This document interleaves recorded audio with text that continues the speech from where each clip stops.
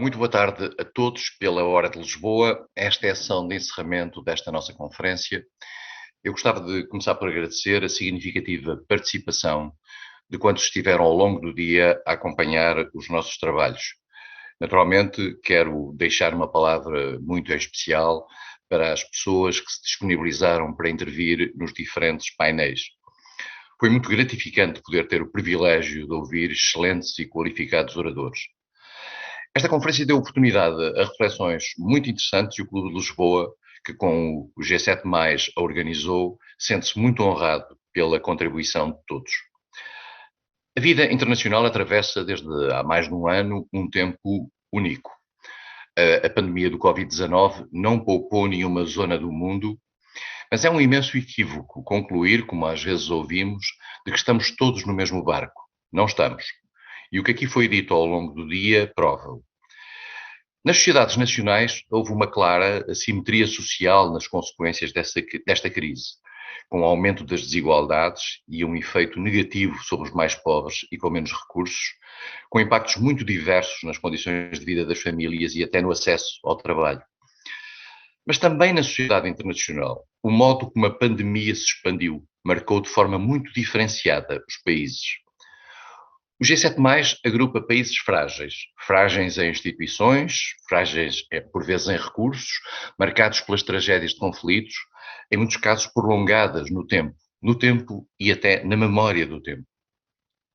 As condições nestes países são já difíceis no dia a dia, mesmo no dia a dia em que as coisas correm business as usual, mas tornam-se ainda mais dramáticas quando o seu cotidiano é assolado por pandemias ou catástrofes. A Covid-19 é uma realidade nova, mas não é novo para alguns desses países, com condições sanitárias e de saúde precárias, dispondo de recursos escassos, quer materiais, quer humanos, o surgimento agudo de pandemias, seja de doenças que no mundo mais desenvolvido já foram controladas, seja de epidemias como a ébola ou outras que a precariedade de condições sociais facilita que se difundam.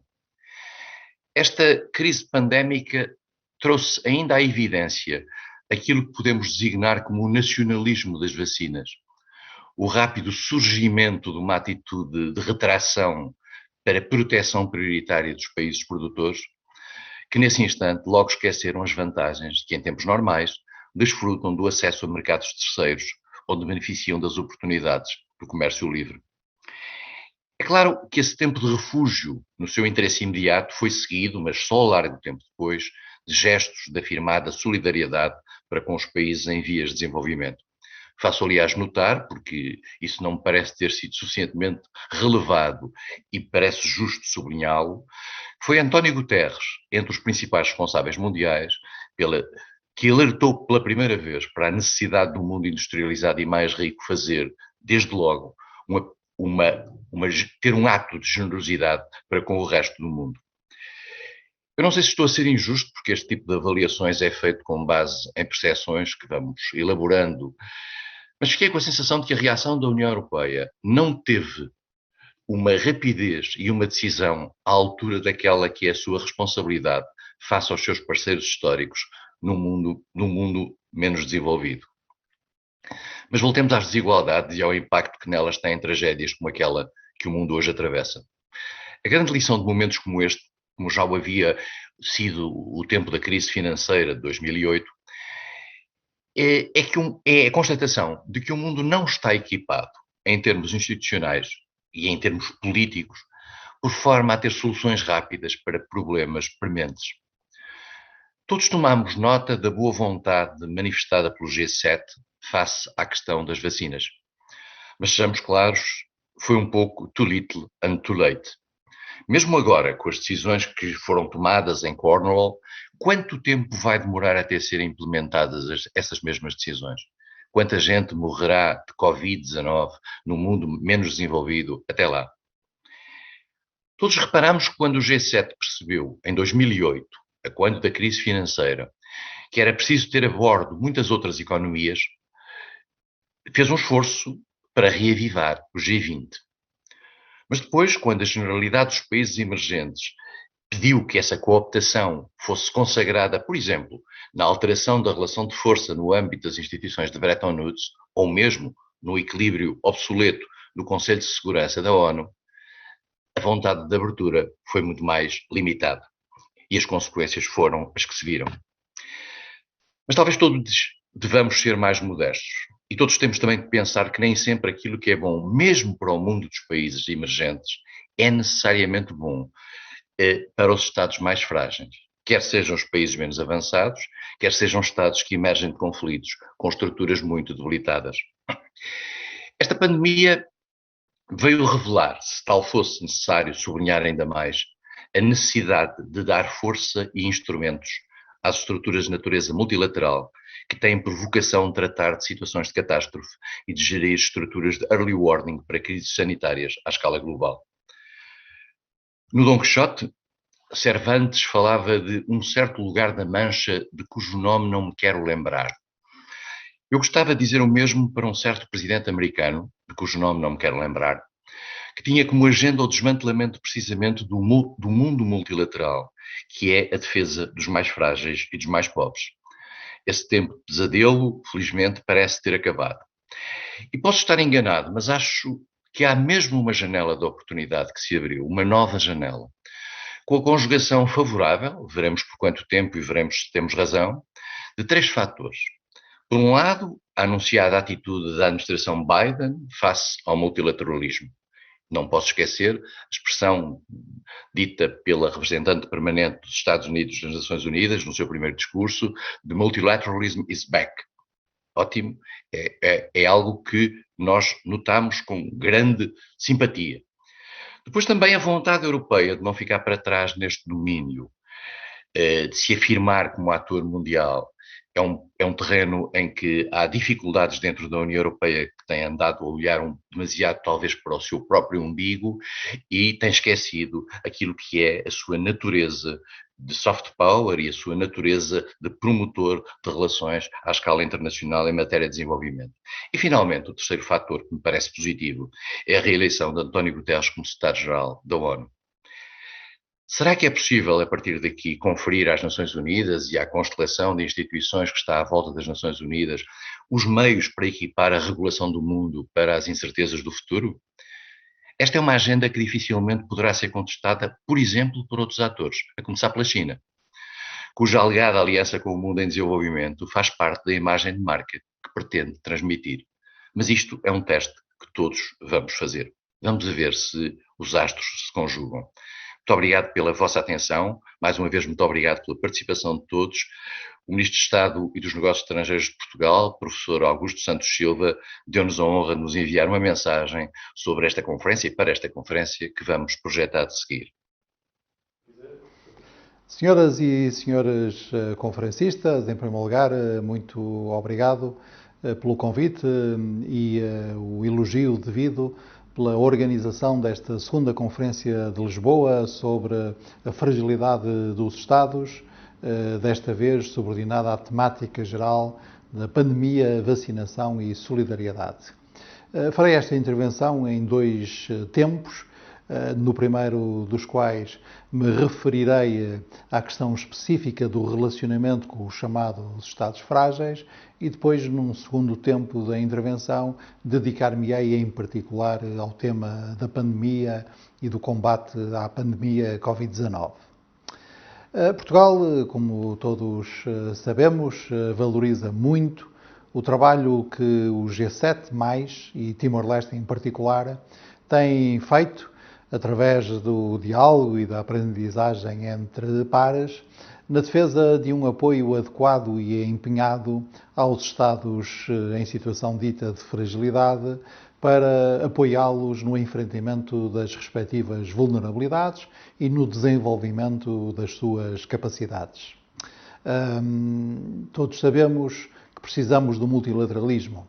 O multilateralismo é um imperativo, a cooperação e o empenho multilateral são muitas vezes remédios para vários dos males de que o mundo sofre.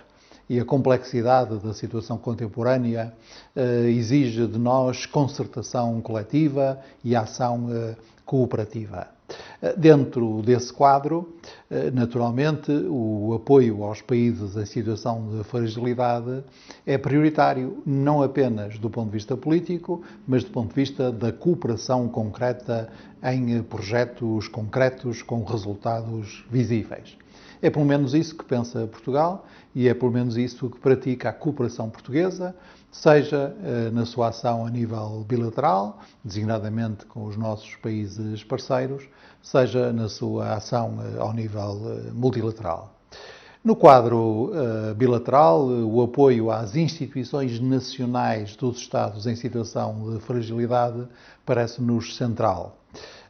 Nós apoiamos os atores nacionais relevantes a procurar evoluir dessa situação de fragilidade para o desenvolvimento de sociedades resilientes, o que implica um trabalho de robustecimento das instituições, de fortalecimento do Estado, de melhoria da capacidade de o Estado prestar serviços às respectivas populações, proteger as respectivas populações, cuidar da segurança humana e também, na medida das suas competências, a importância do Estado contribuir para a redução de desigualdades sociais e económicas e para a proteção dos mais desfavorecidos ou daqueles que se encontram em condições de maior vulnerabilidade.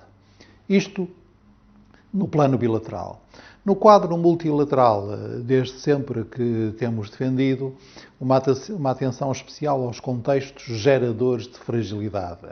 Essa atenção deve fazer-se através de abordagens integradas e abordagens integradas no sentido em que se dirigem às várias dimensões que geram esses contextos de fragilidade e também abordagens adequadas a cada situação, porque cada contexto é um contexto específico e nós temos que abordá-lo com instrumentos próprios.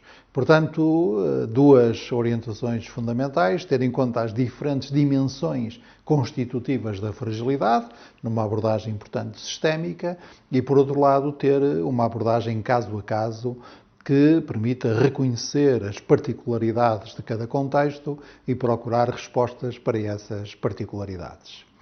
Nós defendemos a integração do Objetivo de Desenvolvimento Sustentável 16, o objetivo que diz respeito à paz, justiça e instituições eficazes, na Agenda 2030. E fizemos-lo ao lado dos países do G7+, com os quais partilhamos a convicção de que não pode haver desenvolvimento sustentável sem paz, sem estabilidade e que, por sua vez, sem esse desenvolvimento sustentável e sem a correlativa erradicação da pobreza, não há uma paz duradoura. E por reconhecermos a importância de dar voz aos estados de situação de fragilidade nos diferentes espaços e plataformas multilaterais, é que consideramos que o G7+ é um grupo informal muito importante e bem posicionado para representar uma voz dos Estados em situação de maior fragilidade. E por isso mesmo, para sermos coerentes com o que nós pensamos, apoiamos em 2019 a pretensão do G7+, de obter o estatuto de observador nas Nações Unidas. O G7+, e em particular Timor-Leste, contarão sempre com Portugal. Contarão com Portugal para colaborar nesta agenda do desenvolvimento sustentável e contarão com Portugal para apoio na promoção e no crescimento da sua resiliência institucional, da organização dos seus Estados ao serviço das respectivas populações. Agora, posso passar para o segundo tempo, para a segunda parte da intervenção que gostaria de fazer, porque julgo que agora compreendemos melhor como podemos abordar a pandemia Covid-19, que é um desafio global e que veio reforçar a necessidade de todos trabalharmos em conjunto, quer ao nível bilateral, quer ao nível multilateral, e trabalharmos todos em conjunto de uma forma mais eficaz. Esta crise pandémica veio mais uma vez lembrar-nos da importância da ação coletiva, uma ação eficiente, uma ação concertada, e veio também lembrar-nos a necessidade de cultivarmos todos um espírito de solidariedade e entreajuda. Diria mais, veio mostrar que precisamos de praticar mais esse espírito de solidariedade e entreajuda. Porque verdadeiramente esta é a única forma, a nossa ação coletiva e solidária, é a única forma de dar resposta a crises e emergências globais, porque estas crises e emergências não conhecem fronteiras. E as suas consequências, quer humanitárias, quer sanitárias, quer socioeconómicas, afetam todos, mas afetam de forma diferenciada. Têm consequências mais negativas sobre os países em situação de maior fragilidade e sobre as populações em situação de maior vulnerabilidade. A crise atual tem uma dimensão que todos devemos reconhecer, mas apesar disso também temos feito algum progresso num curto espaço de tempo no combate à pandemia, designadamente no que respeita ao desenvolvimento de vacinas. As vacinas que estão a ser aplicadas são aquelas que foram as mais rápidas do ponto de vista da sua descoberta, produção e distribuição da história da vacinação universal. Com efeito, foi graças à união de esforços ao mais alto nível e à escala global e à mobilização rápida de recursos públicos e privados, mas muitos recursos públicos, que foi possível dar um salto qualitativo sem precedentes com a disponibilização de vacinas seguras contra a Covid-19 em menos de um ano. Neste contexto, Portugal privilegia uma resposta multilateral, coordenada, concertada no combate à pandemia. E, para além da nossa participação com o compromisso de 10 milhões de euros na resposta global à pandemia, liderada pela União Europeia, Portugal assumiu, ao nível bilateral, um compromisso próprio. O compromisso de doar aos países africanos de língua portuguesa e a Timor-Leste pelo menos 5% do total de vacinas a que temos direito no processo de aquisição europeu. Isto significa um esforço importante, mas um esforço necessário. Estamos a falar de valores na ordem de 1 milhão e estamos a falar de 1 milhão de doses de vacinas e estamos a falar de um processo que já se iniciou e que nós queremos pôr em velocidade de cruzeiro ao longo do segundo semestre do corrente ano. Nós vamos combatendo a pandemia com resultados, mas para que todos estejamos salvos, a salvo, todos estejamos seguros, é preciso que ninguém fique fora deste esforço de vacinação. A vacinação tem de ser universal. E, portanto, a distribuição equitativa e rápida de vacinas é hoje em dia um dos principais problemas com que se confronta o mundo e uma das principais responsabilidades da comunidade internacional. Ora, essa distribuição equitativa universal das vacinas tem de ter em especial atenção a situação dos países que estão em contextos de maior fragilidade e nunca devemos perdê-lo de vista. As vacinas são bens públicos globais que devem ser acessíveis para todos.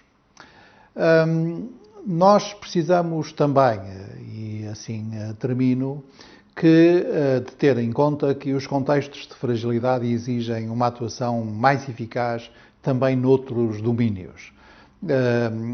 Nós, na União Europeia, falamos e bem no chamado triplo nexo, ajuda humanitária, desenvolvimento e paz, e é preciso que este triplo nexo, esta ligação entre as questões da paz, as questões do desenvolvimento e a ação humanitária de emergência, quando é necessária, estejam sempre no nosso espírito a comandar a nossa ação.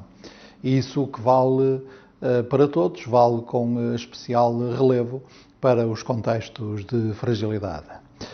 Por isso mesmo, só tenho de terminar renovando os meus cumprimentos e os meus agradecimentos pela organização desta conferência tão tempestiva, tão pertinente, sobre as questões da pandemia e da vacinação nos Estados em situação de fragilidade. Muito obrigado. Muito boa tarde, senhoras e senhores. Permite-me falar em inglês.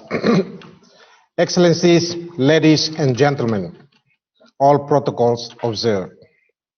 Allow me on behalf of the G7 Plus and the Club of Lisbon to read out the organizers' conclusion of this conference before closing the session. Organizers' conclusion. The G7 Plus, as an intergovernmental organization of conflict-affected countries, and the Club of Lisbon, a Portuguese private association that promotes the debate on global challenges, co-organized this second conference on state fragility, on pandemics, vaccination and solidarity, implication in fragile countries, which was held virtually today on the 28th of June, 2021.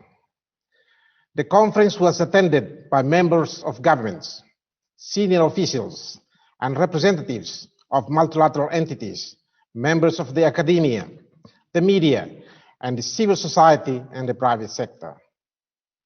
The objective of this year's conference was to discuss the implications of the COVID-19 and the process of vaccination in fragile countries, and to encourage the strengthening of international solidarity and cooperation towards the more vulnerable countries and communities. The organizers took note of the most relevant issues debated and stressed by the participants as follows. First, recognizing the disproportionate adverse impact of the pandemic in conflict-affected countries, such as those in G7 Plus group, participants underscored prioritizing support to be provided by the international community. Second, realizing the increasing level of violence in the already conflict-affected settings, a strong plea was made for pursuing ceasefire. Participants called upon the international community, in particular the United Nations, regional powers and organizations, to spare no efforts to help stop wars. The common challenge to defeat the pandemic can only be addressed if countries are in peace. Third, commending initiatives such as COVAX, concerns were raised on the inequality in the distribution of COVID-19 vaccination. Recognizing that no one is safe until everyone is safe, it was underlined that developed countries and international organizations should ensure that the world's poor countries and populations are not left behind.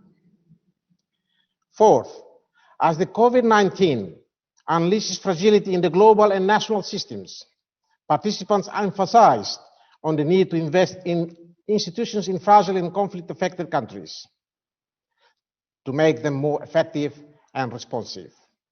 Fifth, participants emphasized on the need to speed up production and distribution of vaccines. Its concentration in a few developed countries is slowing the pace of vaccination of the entire population of the globe. Various possibilities were proposed, including the waiver of patents, the removal of export bans of vaccine components, as well as the need to create and finance vaccine production facilities in developing countries, including in those with fragile institutions and economies. Lastly, participants underscored the need for global solidarity and cooperation as the only way to mitigate the grim and long-lasting impact of COVID-19, with a sense of acting urgently in poor countries. Against these premises, progress of the implementation and lessons learned will be disseminated by the organizers. Furthermore, the G7 Plus, representing 20 fragile countries or conflict-affected countries in fragility, is keen to continue to explore opportunities to strengthen its partnership with the European Union and its member states through all available effective means to fight pandemics and to guarantee free and fair vaccine for all, with a special attention and priority for more fragile countries and vulnerable communities. Statement issued by the Secretariat of the G7 Plus and the Board of the Club of Lisbon, Lisbon 28th of June, 2021. It is my pleasure to share with participants around the world that this organizer's conclusions will be submitted tomorrow morning by the co-organizers led by Ambassador Seixas da Costa and myself to the Minister of Foreign Affairs Portugal, who just spoke to us today at the closing session. Finally, on behalf of the G7 Plus Secretariat and also the Club of Lisbon, who spoke already by Ambassador Seixas da Costa, we would like to express our sincere gratitude to all the invited speakers, moderators, and participants across the globe for being with us today in this very important topic of this conference. In my humble opinion, the discussions have been very illuminating, insightful, and informative. And we thank for all the audience across the globe for being with us today. Lastly, I'd like to say that the co-organizers will make a publication of the proceedings in due course and will be shared with you internationally. Thank you once again for being with us, and see you again next conference. Thank you very much.